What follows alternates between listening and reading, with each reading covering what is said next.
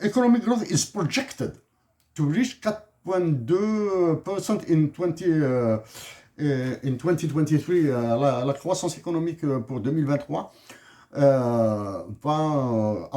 sera de 4.3.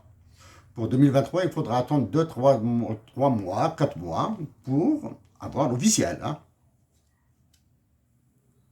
Avec une planche à billets, hein, et des investissements dans les ressources naturelles, investissements entre guillemets, braderie des investissements, et l'inflation, la croissance sera de 4,3%.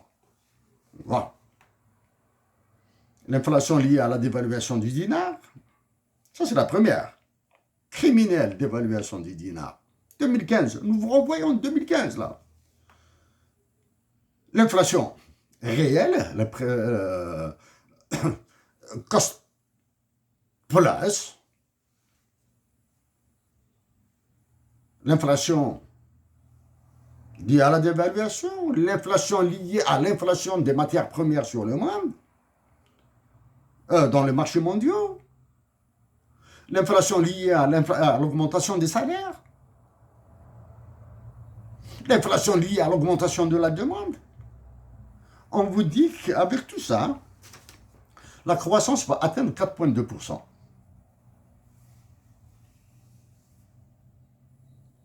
Average annual inflation is projected to remain elevated. La projection annuelle de l'inflation sera élevée. Elle sera de 9,2% en 2023. Écoutez, hein, 9,2% pour le FMI, ce taux d'inflation est élevé. Si l'inflation réelle est de 25, 30, 40%, c'est quoi? Donc ça revient au crime. The Algerian economy is also highly vulnerable to the effects of climate change.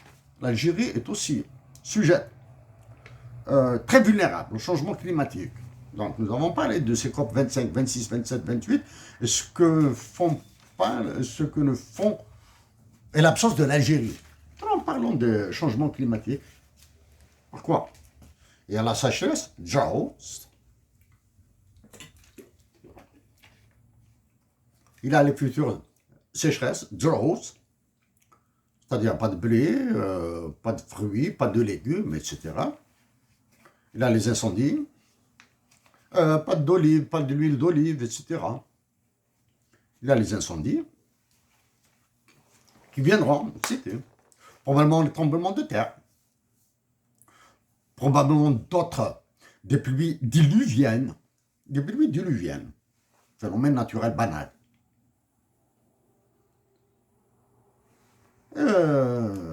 Qu'attend l'Algérie pour lancer des initiatives de la régulation d'eau?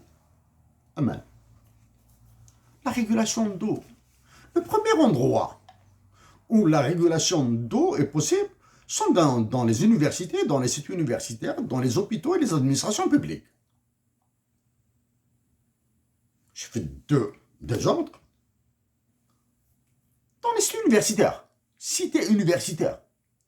Les lavabos, les douches, s'il y a des douches où se lavent les étudiants, doivent avoir une régulation de débit d'eau, robinet.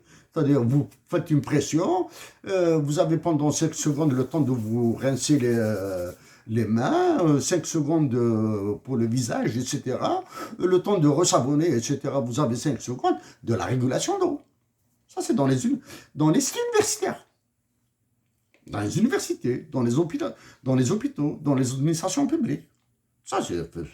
Pour les foyers, nous sommes sûrs et certains qu'ils sont économiques.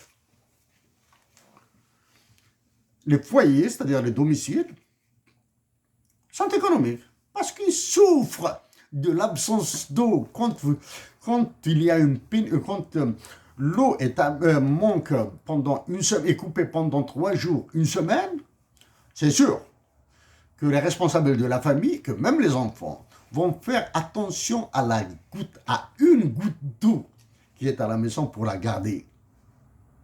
Non, non, c'est dans les espaces publics. Il faudra faire attention.